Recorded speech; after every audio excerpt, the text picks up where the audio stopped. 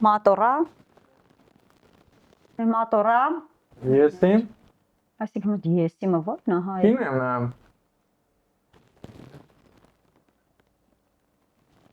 Հիմա դու նկարահանումը թողել ես կինո ես նայում։ Հա։ Դե հեսա լրիվ պրավալ Կարաս ես։ գնաս ռեկետը նստես սկսես խոսալ։ Դե դեպքում դու իմ ինչին ես պետք էլ։ Այ մինչև ռեկտալի այս սա process-ը կազմակերպել եմ, որ հետո ուղղակի ռեկետը նստես խոսես։ Լավ, համոզեցիր։ Ողջույն, հուսամ այսա շաբաթվա բոլոր առաջարկների ստակից դուրս ես եկել։ Ահագիներ, չէ։ Դա է խոստովանիր, որ ահագիներ։ Եվ կարող է այդքանին դիմացած չլինես, բայց հուսամ, որ այս շաբաթվա ընթացքում այն ինչ որ բաց ես թողել իմ առաջարկներից, կարող ես փնտրել, գտնել, դիտել եւ անցնել արդեն step by step-ի այս թողարկմանը, որը եթերում է ամեն կիրակի 12:30-ին։ Բայց մենք YouTube-ում ենք եւ դու կարող ես նայել երբ դու ցանկանում ես, կարեւորը բաց չթողնես։ Եվ կարեւորը միանաս Հայրենի Ստեփանյան TV YouTube-ի պաշտոնական ալիքին, ծեղմես զանգի կոճակը եւ թողնես մեկնաբանություններ։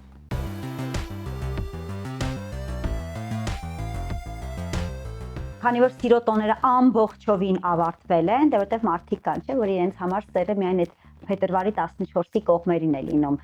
Մենք այսօր ոչ մի մուսի-պուսի, պուպսիկ ֆիլմեր ձեզ չենք առաջարկելու եւ առաջարկելու ենք նայել լուսնի հակառակ կողմին, դաժան կողմին։ Դե խոսքս իհարկե Կուբրիկի մասին է։ Սերիական մարդասպաններ, կապիտալիզմ եւ դեպրեսիա։ Կարող ես այս ֆիլմը նայել եւ քեզ ամբողջովին զգալ տանը ձերոնց հետ։ Իրոք։ Որտեվ լարովի նարնջի մասին ենք խոսելու։ Բայց ինչի ես ուրախանում, սա շատ դաժան իրականություն է, Հայկ։ Ինձ մեկը։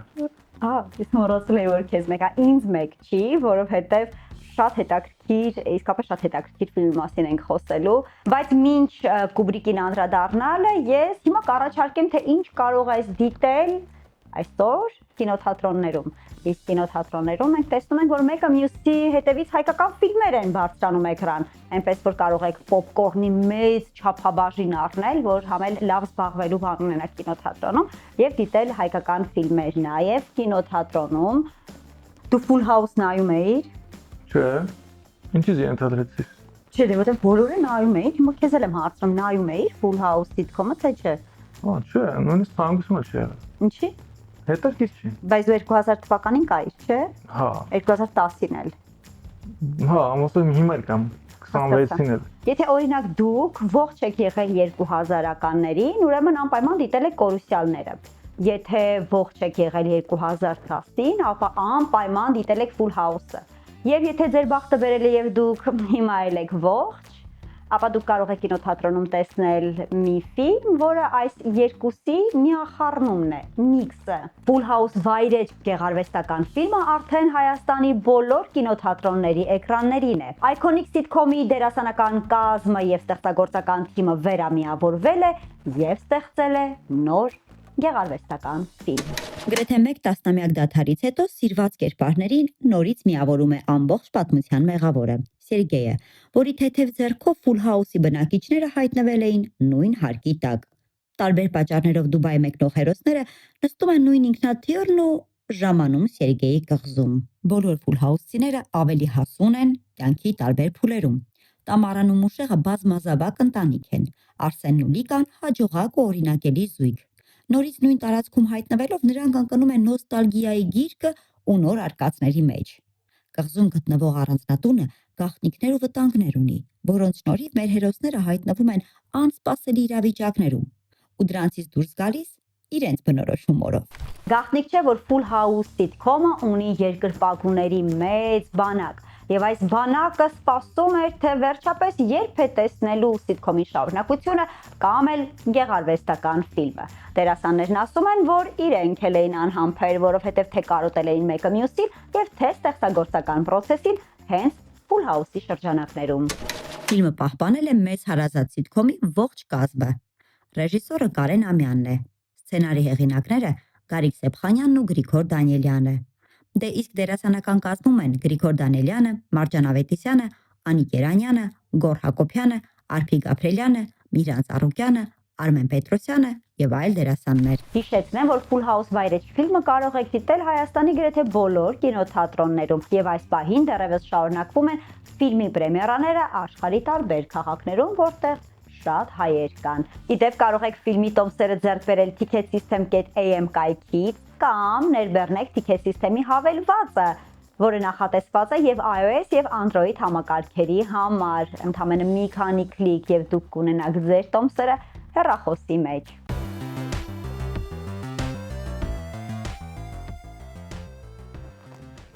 Համաշխարհային կինոյի ամենահայտնի կադրերից մեկը, որը միանգամից պատմում է, թե ինչ ենք նայելու։ Խոսքս Լարովի նարնջի մասին է։ Հայկ ասա, որ քո սիրած ֆիլմերից մեկն է։ Լավ ֆիլմ է, բայց իմ սիրած ֆիլմերից չի։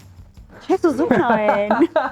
Եթե դուք էլ Հայկի նման չեք սիրում Լարովի նարինջ ֆիլմը Ստենլի Կուբրիկի, ապա անպայման գրեք կոմենտներում եւ գրեք ինչու չեք սիրում։ Իսկ եթե դեռ չեք դիտել, ապա ինձ հետ մնացեք, որովհետեւ ես հիմա համոզելու եմ, որ դուք պարտավոր եք պարզապես այս ֆիլմը դիտել։ Այն կադրը, որ մենք քիչ առաջ տեսանք էկրանին, ֆիլմի ամենակուլմինացիոն կադրերից մեկն է։ Եվ հենց այդ կետում ենք մենք հասկանում, որ գլխավոր հերոսը գրեթե կորցրել է բանականությունը ու լրիվ անկանխատեսելի է դառնում։ Հայկ, գնա նկարի, իսկ ես մարդկանց պատմեմ։ Ես ավելավա խախա։ Չէ, գնա նկարի։ Պետքած։ Լավ։ Մեկ էլ մի կարևոր բան, եթե դու Բեթհովենի 9-րդ սիմֆոնիայի մեծ սիրահար ես ու չես ուզում վերարժեքավորես այդ ստեղծագործությունը քեզ համար, ապա խորհուրդ չեմ տալիս դիտել, որովհետև վստահ եմ այս ստեղծագործությունից հետո ամեն անգամ, երբ Բեթհովենի 9-րդ սիմֆոնիան լսես, գլխիդ մեջ բոլորովին այլ պատկերներ են հայտնվելու, որոնք քեզ հանգիստ չեն թողնելու ապրել։ Լարովի նարինջը ներկայացնում է երևակայական աշխարհ մոտ ապագայում, որն աչքի է ընկնում վառ գույներով ու անսովոր լեզվով։ Գլխավոր հերոսը Ալեքսն է, երիտասարդ խուլիգանների բանդայի առաջնորդ, որի կարծիքով իրեն ոչինչ չի կարող կանգնեցնել։ Նրանք գիշերով հարձակվում են պատահական մարդկանց վրա, թալանում, սպանում ու փախչում։ Իսկ խմի ներսում Ալեքսը հետևում է, որ ոչ ոք չըմբոստանա իր դեմ։ Ֆիլմի դիտման առաջին րոպեների ընթացքում գլխավոր հերոսի հանդեպ միայն բացասական էմոցիաներ են առաջանում, բայց երբ նա հայտնվում է ոստիկանության ձեռքերում, հարցական է դառնում, թե ով է ավելի մեծ չարագործ։ Կերպարների արարքների ու դրանց հետևանքների պատճառով կինոդիտողը կանգնում է վատի ու վատագույնի միջև ընտրելու բարդ հարցի առաջ։ Լարովի նարինջ ֆիլմը Ստենլի Կուբրիկի ամենավիճահարույց ֆիլմերից մեկն է։ Ռեժիսորական աշխատանքը իհարկե բուրըն դրական արձագանքներ ստացավ, բայց նույնքան բուրըն արձագանքներ, միայն թե բացասական արձագանքների արժանացան ֆիլմի դաժան տեսարանները։ Նույնիսկ մի քանի երկրներում ֆիլմը ենթարկվեց գրաքննության։ Նույնիսկ Ստենլի Կուբրիկին սպառնում էին սպանել եւ գուցե պատճառներից մեկն էլ սա էր, որ Կուբրիկը մի որոշ ժամանակ ֆիլմը հանեց վարձույթից։ Իդեպ նախնական տարբերակում ֆիլմը 4 ժամ էր, սակայն մոնտաժվեց եւ մնաց ընդամենը 135 րոպեն։ Ես իհարկե չեմ ուզում պատկերացնել, թե էլ ինչ կարող էին անել հերոսները այն րոպեներում, որոնք մենք այդպես էլ չտեսանք, բայց շատ հետաքրքիր։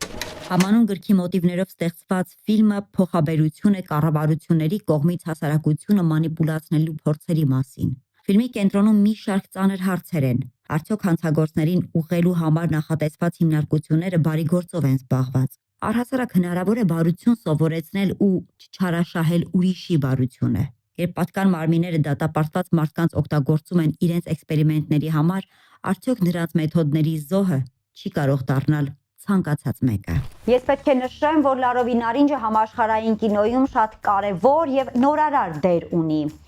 Այս ֆիլմում այնպիսի տեսարաններ կան, որոնց անտարբեր չես կարողանում իհարկե դիտել։ Այնտեղ կա բռնաբարություն, կտանքների տեսարաններ եւ հասկանալի է, որ այս ֆիլմը լիցքաթափվելու համար չէ, բայց դե ով է ասում, որ ամեն ֆիլմ է, որ լիցքաթափվելու համար է։ Այնպես որ եթե որոշեցիր տանը երեկոտ անցկացնել նման էմոցիաներով, ապա կարող ես ֆիլմի հղումները եւ ավելի մանրամասնը գտնել հենց նկարագրության բաժնում։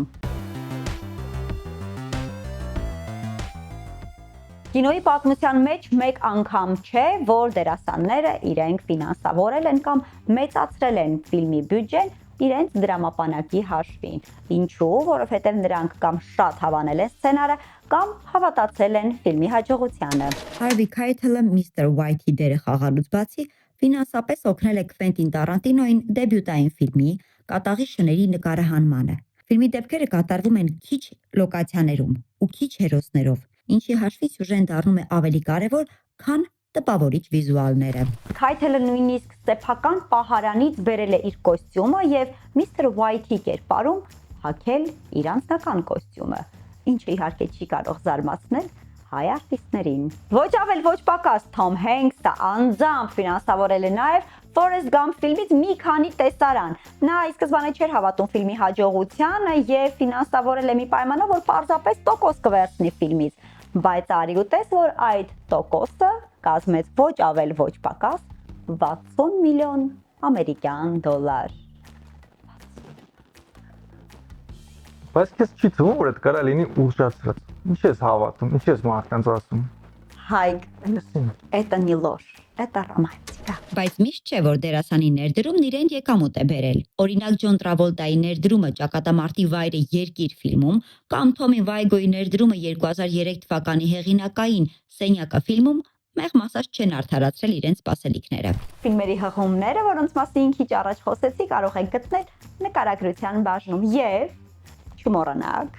բաժանորդագրվել մեր YouTube-յան ալիքին, Ալտուս Հերմինե Ստեփանյանի։ Շնորհակալություն։ Հերթական աննորմալ, տարօրինակ ու անհավանական պատմությունը Յորգոս Լանտիմոսի կողմից, իսկ գլխավոր դերում իհարկե Էմմա Սթոուն։ Այս ֆիլմից երկու կադր հաստատ աչքովդ ընկել է եւ հաստատ ֆիքսել ես։ Մեկը դա մեղուների տեսարանն է, որովհետեւ ֆիլմի ամբողջ միֆոլոգիան հենց մեղուների տեսարանի շուրջ է կառուցվում, եւ մյուսը ֆանտաստիկ ու գեղեցկուհի Էմմա Սթոունի հետ այն հատվածը, երբ մեքենայի մեջ ռեալ ժամանակում սափրում են նրա գլուխը։ Ֆիլմը սկսվում է հասարակ ամերիկացի զարմիկներ Թեդի ու Դոնի խոսակցությունից այն մասին, որ նրանք հույժ կարևոր առաքելության են պատրաստվում։ Այդ առաքելությունը բազմամիլիոնանոց դեղագործական կազմակերպության հիմնադիր Միշել Ֆուլերին առևանգելն է։ Միշելի ղեկավարած կազմակերպությունն արտադրում է թանկարժեք դեղորայք, որից կախված են մի շարք մարդկային կյանքեր, այդ թվում Թեդիի մոր կյանքը, որը կոմայից ոչ մի կերպ չի արտանում։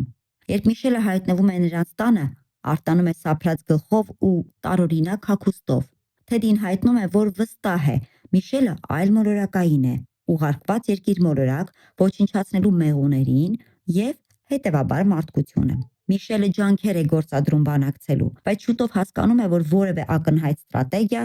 նրան այս իրավիճակում չի փրկելու։ Բուգոնյան շատ լավ արտացոլում է ժամանակակից աշխարհում սոցիալական խավերի միջև եղած կտրուկ տարբերությունը։ Հարուստները զվարճանում են, իսկ մյուսները ծայրը ծայրին մի կերպ հասցնում։ Թեդի խոսքերը որքան էլ թվան անհավանական, բայց երբ խորանում ես նրա ասածների մեջ, հասկանում ես, որ կա ճշմարտություն։ Բայց մի շատ տարօրինակ զգացում է ամբողջ ֆիլմում քեզ պատում, այդպես էլ չես հասկանում, թե ում կողմից լինես վերջապես։ Մի կողմից կտանքների ենթարկվող Էմմա Սթոունի կերպարն է, որ տնտեսության ու մարդկությանը ամենամեծ վնասներ հասցնողներից մեկն է կարծես թե, եւ մյուս կողմից մի հասարակ մարդկություն, որը պարզապես ուզում է պատժել նրան, որի մեթոդները սակայն մեղմ ասած մի փոքր տարօրինակ են իհարկե։ Իսկ ֆինալը, այն նույնիսկ միայն ֆինալի համար արժե դիտել այս ֆիլմը։ Իհարկե բավականին մեծ քննարկումներ կան այս իմաստով, թե ինչքանով էր հավաստի ֆինալը, ում համար էր ընդունելի, ում համար ընդունելի չէր, եւ միևնույն է ֆիլմը նայելուց հետո մի անասելի հետաքրքիր զգացում ես ունենում։ Իրական է արդյոք այս ամենը, թե ոչ։ Բուգոնյան հիմնված է Յանգ Յուն-հվանի «Փրկեք կանաչ մոլորակը» ֆիլմի վրա։ 2003 թվականին հարավկորեական ֆիլմի ռեժիսորը հրավիրվել էր նկարահանելու նաև անգլալեզու տարբերակը, բայց նախընտրել է պրոդյուսերի դերում լինել։ Կորեական տարբերակում Միշելի փոխարեն տղամարդ է, եւ իհարկե իրադարձությունները կատարվում են այլ ժամանակաշրջանում, բայց ֆիլմի մեսիջը նույնն է եւ դեռևս ակտուալ։ Էմմա Սթոունը եւ Ջեսի Պլեմոնսը իսկական դերասանական վարպետության դաս են տալիս ամբողջ ֆիլմի ընթացքում եւ իհարկե ուղեկցվում է այս ամենը Լանտիմոսի նուրբ սարկազմով, այնպես որ բաց մի թողեք եւ հատկապես որ Օսկարի 98-րդ մրցանակաբաշխությանը կհասկանանք արդյունքները։ Թատերասերները այսօր ինձանից գոհ կմնան, որովհետև ամենատարբեր ճաշակի մարդիկ կարող են այսօրվա իմ առաջարկի մեջ գտնել այն, ինչ իրենց սրտով է եւ ճաշակով։ Երկու ներկայացում եմ առաջարկելու։ Մեկը սենյակ համար 13-ը, մյուսը Պսիխոզ 448։ Ինձ թվում է արդեն պարզ է, չէ՞, որը ինչի մասին կարող է լինել։ Հայկ, որից սկսենք։ Բառը հետաքրքիր, Պսիխոզից։ Սկսում ենք սենյակ համար 13-ից։ Վարչապետի նոր օգնականը նիստի գնալու փոխարեն հյուրանոցում հանդիպում է սիրուհու հետ։ Համարում հայտնաբերվում է դիակ։ Օգնականը պետք է ամեն ինչ անի դիակը թաքցնելու համար։ Հակառակ դեպքում դավաճանության լուրը կնոջը կհասնի։ Ներկայացման ռեժիսորը եւ հեղինակը Գարիկ Միրզոյանն է։ Դերերում Մակար Գալստյան, Սաթենիկ Հազարյան, Գարիկ Սեփխանյան, Վիկտորիա Սահակյան եւ այլոք։ Պատկերացնում եք, չէ, ինչ ծիծաղելի եւ աբսուրդային իրավիճակներում է հայտնվում հերոսը։ Իհարկե կարող ես ավելի լավ պատկերացնել, նույնիսկ տեսնել, եթե մարտի 4-ին գնաս Հակոբ Արոնյանի անվան երաժշտական կոմեդիայի պետական թատրոն, իսկ Տոմսերը չմոռանաս ձեռք բերել ticketsystem.am կայքից, կամ ներբեռնիր Ticket System-ի հավելվածը, որը նախատեսված է եւ iOS եւ Android համակարգերի համար։ Ստացվեց մոտ ասել համակարգ բառը։ Իդեպ նույն Ticket System-ի միջոցով կարող եք ձեռք բերել նաև Wonka ներկայացման տոմսերը։ Այստեղ ծիծաղից եւ հումորից բացի կտեսնեք նաև ֆանտաստիկ բեմանկարչություն եւ կլսեք լավ երաժշտություն, որովհետեւ musical է։ Իսկ տոմսերը, ինչպես արդեն նշել եմ, Ticket System-ից կարող եք ձեռք բերել ընդամենը ձեռքի մի քանի հպումով։ Տոմսերը արդեն ձեր հեռախոսի մեջ կլինեն։ Wonka-ն 5 գործողությունից կազմված էպիկ երաժշտական ներկայացում է։ Այն հիմնված է Չարլին եւ շոկոլադի գործարանը ֆիլմի վրա։ Այն հանդիսատեսին անկախ տարիքից տեղափոխում է հեքիաթային աշխարհ, որտեղ երևակայությունը սահմաններ չունի։ Ներկայացման երաժշտությունը նոր է ու վարակիչ։ Բեմանկարչական աշխատանքը շքեղ է ու ուշագրավ։ Դերասանական կազմում են Վաչե Երիցյանը, Սաթենիկ Հազարյանը, Ռոզե Ավետիսովան, Արամ Կոստանյանը եւ այլոք։ Բեմադրիչը Կարեն Ոսկանյանն է, խորեոգրաֆը Սյուզաննա Սարգսյանը։ Ովքեր դիտել են Wonka ներկայացումը, ասում են, որ այն անհնար է մոռանալ։ Եվ հենց ձեզ համար մարտի 6-ին եւ 16-ին խաղալու են ներկայացումը Հակոբ Արոնյանի անվան երաժշտական կոմեդիայի թատրոնում։ Բաց չթողնեք, հետո չասեք չգիտեիք։ Իսկ հիմա անդրադառնանք Պսիխոզ 448-ին։ Ես առաջարկելու եմ ձեզ դիտել մի ծանր եւ հոգեբանական բարդ ներկայացում։ Պսիխոզ 448, մի ստեղծագործություն, որը հեղինակ Սառա Քեյնը գրել է ինքնասպան լինելուց առաջ։ Այս ստեղծագործությունը Սուրեն Շահվերդյանը դեռևս տարիներ առաջ է բեմադրել, որում ես պատիվ եմ ունեցել խաղալու, եւ այդ ժամանակ ներկայացումը բառից ամենաուղիղ իմաստով ֆուրոր էր արել թատերասերների շրջանում եւ քննարկում էին բոլորը ներկայացման ոչ ստանդարտ լինելու մասին։ Եվ բոլոր այն մարդիկ, ովքեր պատրաստվում են դիտել նոր Պսիխոզը, պետք է իմանան, որ տեսնելու են բոլորովին նոր ներկայացում։ Կրկին Սուրեն Շահվերդյանի կողմից։ Ներկայացման գլխավոր յուրահատկություններից է անցկացման վայրը։ Ստանիսլավսկու անվան ռուսական թատրոնի նկուղը։ Բեմի տակ։ Թույլտվություն ստանալով մուտք գործել սովորաբար անհասանելի լոկացիա, հանդիսատեսը նաև թույլտվություն է ստանում մտնել հերոսուհու ենթագիտակցության մեջ։ Բեմադրիչը պատկերավոր հնարքներով տեքստի ազդեցիկ մեկնաբանությամբ ցույց է տալիս հերոսուհու հարաբերությունը ինքն իր հետ, որին մասնակից է նաև բժիշկը։ Քիչ քանակի հանդիսատեսն ու անմիջական միջավայրը զգոնություն են առաջացնում ներկաների ու դերասանների մոտ։ Փոքր տարածքում դերասաններին շատ մոտ գտնվելը, դեպրեսիայի ու ինքնասպանության նման նուրբ թեմաները բոլոր էմոցիաները դարձնում են ավելի սրված։ Վստահ եմ, որ դու հասկացար, որ սա ոչ սովորական եւ ոչ ստանդարտ ներկայացում է, եւ այստեղ սյուժե փնտրելը նպատակ չպիտի լինի։ Սա մի պատմություն է եւ ներկայացում է, որտեղ դու կարող ես հանդիպել ինքդ քեզ հետ, կարող ես հանդիպել քո մտքերի հետ, ծանոթանալ այլոց մտքերին, ասել քոնը եւ վստահ չլինել, որ քեզ լսելու են եւ արձագանքելու են։ Ներկայացումից հետո սովորաբար քննարկում է լինում հանդիսատեսի եւ ստեղծագործական թիմի միջև։ Սա կարծես մի ամբողջ ռիտուալ լինի, իջնում ես նկուղ, հանդիպում ես արտիստներին, նրանց հայացքի մեջ կարդում ես քո զգացմունքները եւ հիսվում ես քո զգացմունքներով եւ լսում ես նրանց։ Ներկայացման ստեղծման մուսան է գլխավոր դերակատարուհին Ասիա Պուշկինան, ում հետ բեմը կիսում է Կարեն Հակոբյանը։ Ներկայացումը կարող եք դիտել փետրվարի 28-ին Ստանիսլավսկու անվան ռուսական պետական դրամատիկական թատրոնում։ Բաց մի թողեք։ Այս բոլոր 3 ներկայացումների տոմսերն էլ կարող եք ձեռք բերել ticketsystem.am կայքից կամ էլ ներբեռնեք Ticket System-ի հավելվածը, որը նախատեսված է եւ iOS եւ Android հավելվածների համար։ Ձեռքի մի քանի հպում եւ տոմսերը ձեր հեռախոսի մեջ են։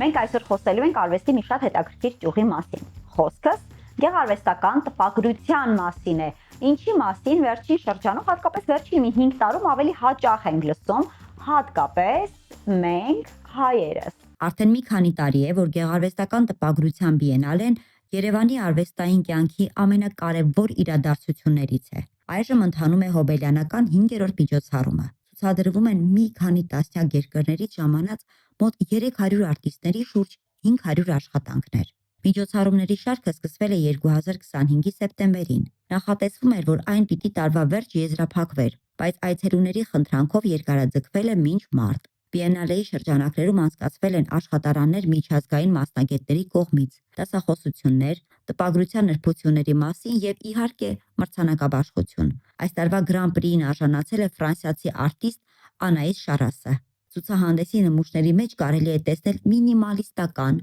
աբստրակտ, ուշագրավ գործեր, հարուստ գունապնակով ռեալիստական պատկերներ ու էլ ինչ ասես։ Այս նմուշները ապացույց են, որ տեխնոլոգիայի ու մարդու երևակայության գրագետ համագործակցությունը կարող է հրաշալի արդյունքներ ունենալ։ Հայկ, օրինակ դու մինչև մարտի 1-ը ինչ ես անելու։ WrestleMania եմ խաղալու, Yokozuna-ով։ Մի ժամ, ընդամենը ժամանակ տուր ինձ գնանք իրար հետ հայարտ։ Պայմանավորվեցինք, այ գնենք։ Ցուցահանդեսը հասանելի է լինելու մինչ մարտի 1-ը ժամը 11-ից 19:00 հայարտ մշակութային կենտրոնում։ Ուրիշ։ Կարամ դուրս տուղեմ։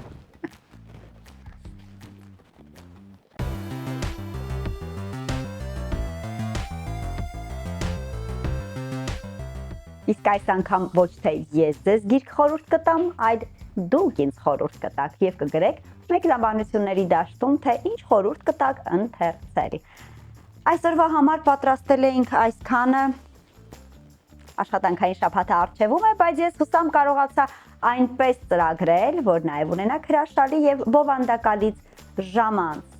Գնացեք տարբեր միջոցառումների, դիտեք ներկայացումներ, ֆիլմեր եւ մի եղեք Հայկի նման, ով աղեղ աղում։